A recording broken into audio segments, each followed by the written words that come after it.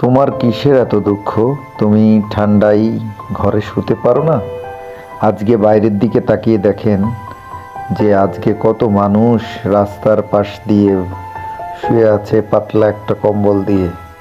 অথচ আল্লাহ তো আপনাকে অনেক ভালো রেখেছে, আপনি একটা ঘরের মধ্যে কম্বল কাতা মুড়ি দিয়ে ঘুমিয়েছেন, আর এই লোকগুলো বাইরে কত কনকনে শীতের মধ্যে একটা পাতলা কম্বল দিয়ে এরকমভাবে শুয়ে আছে। তাহলে এর পরেও কেন আপনি নিজেকে অসুখী মনে করেন? আপনি তো অনেক সুখী। তো বন্ধুরা, বিষয়টা হচ্ছে আমি তাদেরকেই বলবো যারা মনে মনে খুব কষ্ট পান যে আল্লাহ আমাকে অনেক কষ্টে রেখেছে, আমি এই শীতে একটা নতুন কাপড় কিনতে পারলাম না।